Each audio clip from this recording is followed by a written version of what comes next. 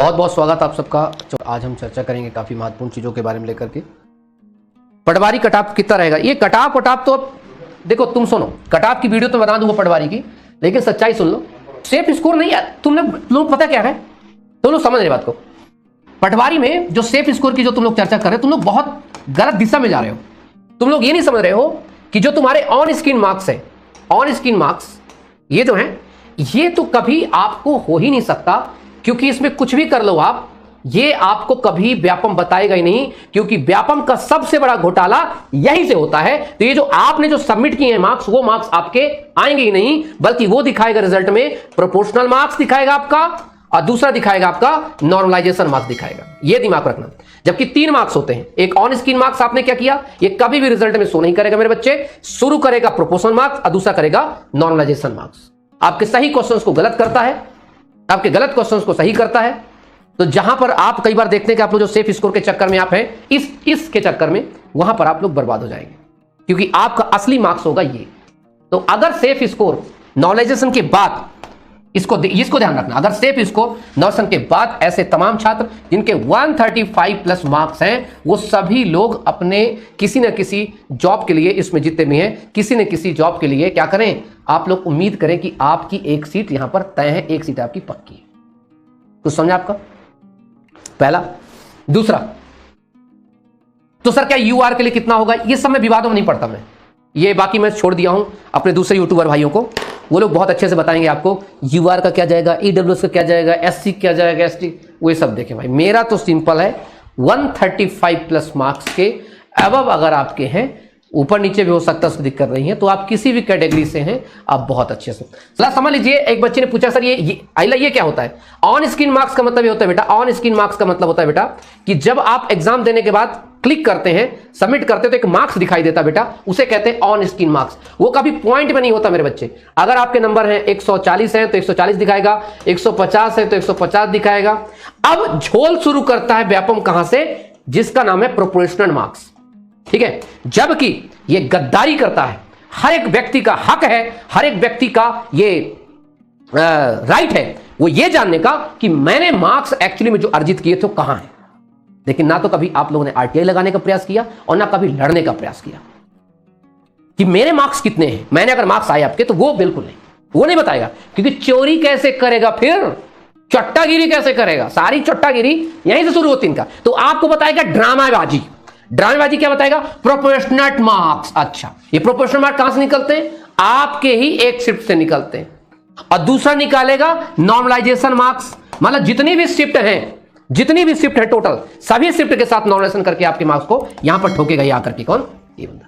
और हम क्या होते हैं, हम क्या सोचते हैं? हम सोचते हैं कि यार हमारे तो इतने आए थे, ये क्या दिखा रहा है, बस जिसका इन्हें बढ़ाना है यहां बढ़ा देंगे। छुसियारी देखो इनकी कैसे करेंगे। मान लो किसी बंदे के एग्जाम्पल के लिए, अब एक विशेष सूचना, यहां से जो बोलने जा रहा हूं वह एक मनोरंजन के लिए है, उसका निजी जीवन से कोई संबंध नहीं है। अगर कोई संबंध कहीं दिखे तो उसे संयोग मात्र समझें। यहां से शुरू होता है एंटरटेनमेंट। देखिए, मान लीजिए किसी भाई ने एग्जाम दिए, उसके हैं यहां पर 85 मार्क्स, कितने में? आउट ऑफ 200 में। अब चूंकि भाई के पास कितना है, 18 लाख रुपया है, 15 लाख रुपया है, बापू ने 15 लाख रुपया दे दिए बंदे को सेटिंग करने के लिए। तो इसके ऑन स्क्रीन मार्क्स चूंकि कितने थे? 85 मार्क्स थे। तो ऑन स्क्रीन मार्क्स तो कहीं दिखते नहीं है, तो भाई ने 15 लाख रुपए दे दिए, तो क्या हो गया, इसके मार्क्स यहां पर बढ़ा के गए 145 मार्क्स। और नॉर्मलाइजेशन के इसके कितने की जाएंगे? इसके कर जाएंगे 135.6।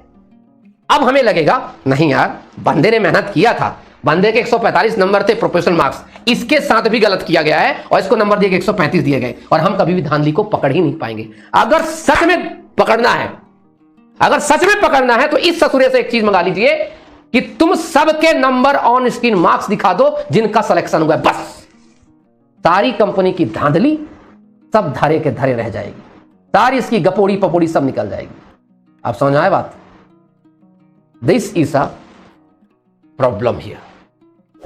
बट हम कभी सोचे नहीं कि यार इसको भी लेव करें। सारा खेल यहां पर होता है, ये नॉर्मलाइजेशन, प्रोपोर्शनल और ऑन स्क्रीन मार्क्स। यहां से मनोरंजन समाप्त होता है। अभी तक जो मैंने बातें कही अभी थोड़ी देर पहले, वो सिर्फ एक मनोरंजन के लिए था, उसका कोई किसी निजी जीवन संबंध नहीं है, अगर संबंध पाया जाए तो उसे संयोग मात्र समझे। सर व्यापम के मैनेजमेंट में गलती, अरे गलती क्यों नहीं होगी ये बताओ। कूड़ा उठाने वालों की भी योग्यता काफी होती कम से कम, लेकिन व्यापम में एग्जाम कराने वालों की कोई योग्यता नहीं है। 200 रुपया दिहाड़ी के तौर पर रखे हैं जिनसे माउस पकड़ना आता नहीं और ऑनलाइन पेपर करवा रहे हैं। आधार की वजह से कितने लोग बाहर हो गए पता नहीं चला, कितनी धांधियां हो जाती पता नहीं चलता। इनके सेंटर में इनके प्रश्न 20 सेकंड लेट चल रहे होते हैं। इनके सेंटर में लाइट नहीं, इनके सेंटर में लाइट नहीं है।